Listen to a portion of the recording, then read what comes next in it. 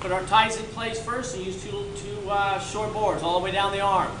If it's bent, you do have an option. You can use 2 boards or 1 board crossed at an angle like this. But I can still slide another one in here. As you all know, this is the one that's been tricking a lot of you, but it's the exact same splint for the bent knee. There's a cradle tie here. A top tie goes between these 2 boards and the arm and ties the arm in, and the top tie goes here and ties the arm in. So it's really not that difficult. We're just making it difficult. But you can also do 1 board if you have a problem getting another board in. If your victim is female and there's a problem with her being big-chested, you can keep 1 board on the outside, and because that may be more comfortable. So you can do that. That's also in the literature. Yeah? That is for the bent elbow, and I'll show you how to do those ties when we get to the bent knee. The next splint I'm going to demo, however, is the forearm, or the ulna radius. So Deanna has a fracture right here. So again, I'll keep her sitting up. Remember, your victims may be lying down. I've just got to get a couple of my cravats ready. I hope you remember how to tie these, or fold them. Now, I'm getting my ties in place first again.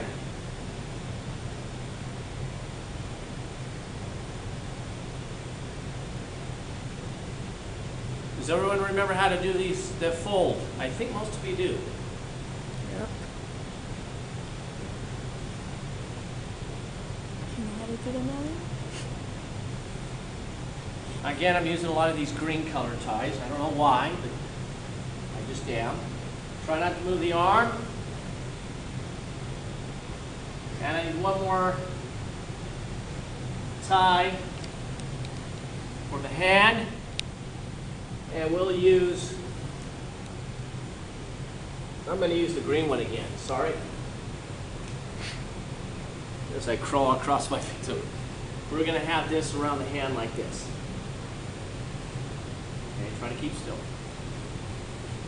You don't want to move them, they are fractures. So we splint as is. Now look how easy this is, folks. I just take 1 board. You want to have even more padding, by the way. All rigid splints should be padded. There needs to be even more padding than this, and this is a nice thin lightweight board. And I put that on the outside, starting from the elbow down. My first 2 ties are going to be above and below the fracture site, so I'm going to apply this one.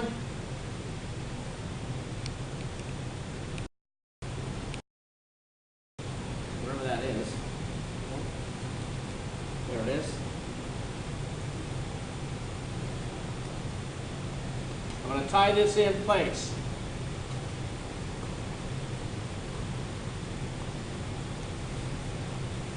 And now here's someone I can adjust my board.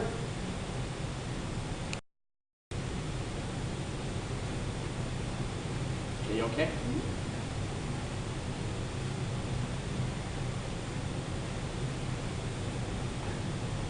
I can cut, excuse me, cut this off. Now I want to apply below the fracture site.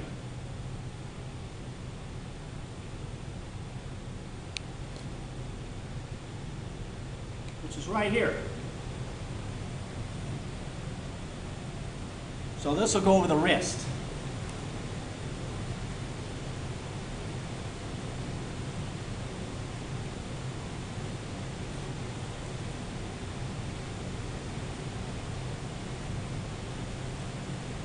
Now I'll go ahead and put the last one up here. So I'm going to have 4 ties. This splint usually takes approximately 4 unless the forearm's really small. Okay. Then around the hand. I've got all my ties first, but I definitely want to go below the hand so she can't move her wrist. So as you can see, I'm securing the hand to the board, fingers exposed and the thumb exposed.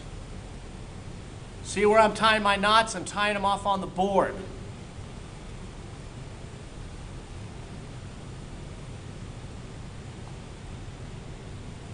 Okay. Now, here's my fracture site. Actually, I'm going to say it's here. Earlier I said it was here, but I lied. It's going to be here. I got to tie above and below, and I got to tie here and here. So I got 4 ties. I put her there, and I put her in a sling. Remember the sling again. I'm not going to do another sling. I think you know how to do the sling again. Again, I measure it like that, and then I slide it up here, and it'll fold over, remember? And this outside tie always goes on the injured side. Make sure the hand exposed. The hand's always exposed for circulation of fingers. And then remember where you, on this one, you don't really need to do a swath. Okay? So this is for the lower arm, and the next